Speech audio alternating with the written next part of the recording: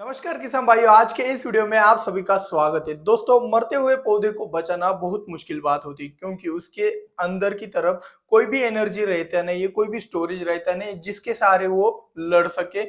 जिस भी कारण उसको वो जो मरने के कगार पर आ गया है, वो उस कारण से वो लड़ नहीं सकता है बिना स्टोरेज के कारण।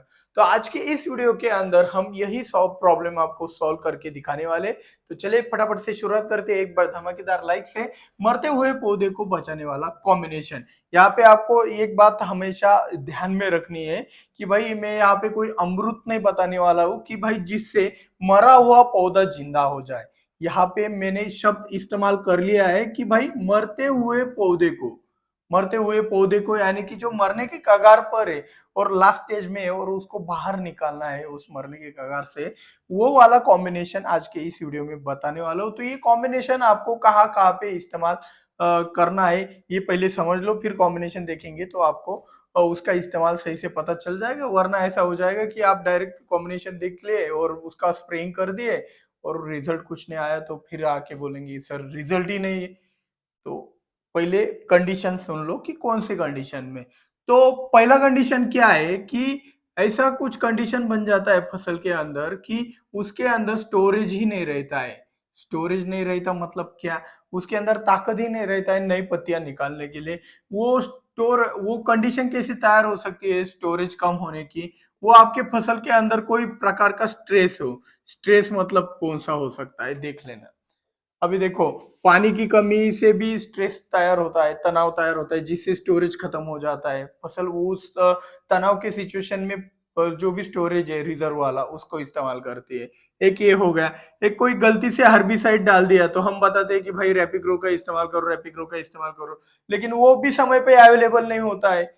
तो इसीलिए आज का यही कॉम्बिनेशन आपको इजीली अवेलेबल होगा, बहुत ही कम दाम में अवेलेबल होगा और आप उसका फायदा भी उठा सकते हो। तो हर्बिसाइड के कारण भी आपके फसल का स्टोरेज खत्म होता है। तो ऐसे सिचुएशन में भी आप इस कॉम्बिनेशन का इस्तेमाल कर सकते हो जो कि मरते हुए पौधे को बचाने का कार्य कर सकता है। तीसरा कंडीशन ऐसा है तीसरा कंडीशन ऐसा है कि कोई केमिकल स्कॉर्चिंग हो गया। स्कॉर्चिंग के कारण भी आपका बहुत ज्यादा डैमेज हो जाता है, जख्म तैयार हो जाती है और उस जख्म के कारण भी आपके फसल का स्टोरेज कम हो जाता है। इसीलिए भी आप इस कॉम्बिनेशन का इस्तेमाल कर सकते हो। तो ये कॉम्बिनेशन आपके फसल के अंदर तीनों तरीके से अगर आप देखोगे तो आपके फसल के अंदर स्टोरेज ही बढ़ाने का कार्य करता है। ये बात आपको ध्यान में आना चाहिए।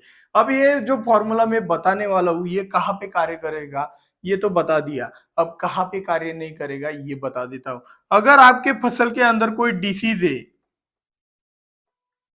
एक एक बात और हो गई, यहाँ पे अगर इंसेक्ट का अटैक हो गया और उसके कारण भी स्टोरेज कम हो गया तब भी ये फॉर्मूला कार्य कर जाएगा। ये बात आपको ध्यान में रखना है। लेकिन अगर आपकी फसल डिसीज के कारण विल्ट हो गया, डायबैक हो गया, आपका कोई डाउनी मिल्ड्यू हो गया, पाउडर मिल्ड्यू के कारण अगर ग्रसित है तो भाई उससे बचाने के लिए ये फॉर्मूला नहीं है। सिर्फ इतना ही कंडीशन है, बाकी कुछ नहीं।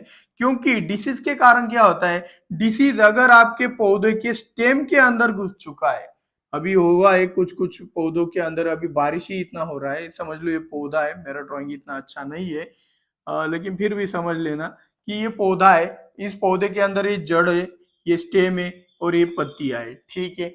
और ये पत्तियों के ऊपर आपका डैमेज हो गया, इंफेक्शन हो गया और यही इंफेक्शन आपके स्टेम के अंदर घुस गया। और ये स्टेम क्या है पता है कि आपको? एक प्रकार का हाईवे है फसल के लिए, जो नीचे से ऊपर की तरफ न्यूट्रिएंट की सप्लाई करता है और ऊपर से नीचे की तरफ जड़ों को जीवित रखने के लिए स्टोरेज की सप्लाई करता है।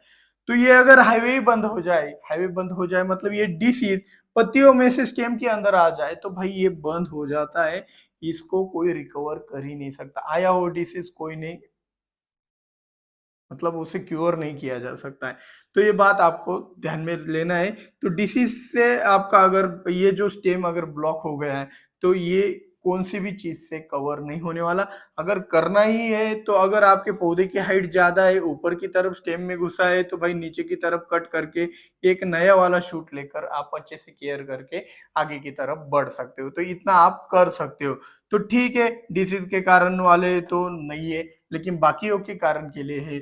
तो कौन सा है वो कॉम्बिनेशन? तो कॉम्बिनेशन सिंपल है, ग्लूकॉन डी लेने वाले हैं हम।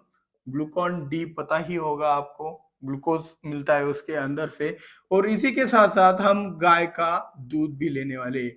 तो गाय का दूध और ग्लूकॉन डी इन दोनों का मिक्सचर अगर करते हैं, तो ग्लूकॉन डी आपको 200 लीटर पानी के लिए 500 ग्राम का इस्तेमाल करना है, और गाय का दूध आपको 200 लीटर पानी के लिए आप 1 लीटर का भी इस्तेमाल कर सकते हो, 500 ml का भी इस्तेमाल कर सकते हो।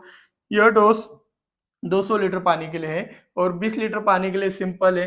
आपको 50 ग्राम ग्लूकॉन डी डाल देना है, और भाई आपको 1000 ग्राम की जगह आपको लगभग 100 ग्राम 100 ml आपको दूध मिला देना है। ये बात आपको ध्यान में रखनी है 20 लीटर पानी के लिए। एक शून्य कम कर देना है, बहुत ही आसान है। तो अगर ऐसी सिचुएशन में पड़ जाते हो और आपको रैपिग्रो नहीं मिल रहा है हर्बिसाइड के तौर पर, तो भाई रैपिग्रो मिलने तक अगर आप ये जो कॉम्बिनेशन है ये अगर डाल दोगे हर्बिसाइड के इफेक्ट के लिए, तो तब तक ये आपकी फसल सर्वाइव करेगी। और बाद में अगर आपको रैपिग्रो मिलता है तो उसका भी स्प्रेइंग करते हो तो और भी ज्यादा आपकी फसल मजबूत हो जाएगी। तो ये ग्लूकॉन डी और काउ मिल्क ये कॉम्बिनेशन ज्यादातर गर्मियों के दिनों में आपको बहुत कारगर साबित होने वाला है, जो कि अलग अलग प्रकार के वाटर स्ट्रेस होते हैं, कीटकों के अटैक के बाद आपकी फसल कमजोर पड़ जाती है, वही प्लाई खासकर, तब भी आपको ये अच्छे से कंट्रोल में मतलब आपकी फसल को तंदुरुस्त करने के लिए बहुत ही अच्छा कार्य करेगा। व्हाइट फ्लाई को कंट्रोल करने के बाद ही इसका एप्लीकेशन कीजिएगा, वरना फसल और भी कमजोर हो जाएगी। पत्तियां उनको तो भाई खाना ही मिल जाएगा, तो ये भी बात ध्यान में रखिएगा।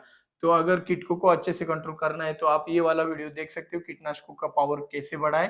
और अगर आपको ज्यादा से ज्यादा निर्माता फैमिली की मदद करनी है तो वीडियो को लाइक, चैनल को सब्सक्राइब करके बेल आइकन जरूर दबा देना, और ज्यादा से ज्यादा वीडियो को शेयर भी कर देना। मिलते हैं अगले वीडियो में। जय जवान जय किसान।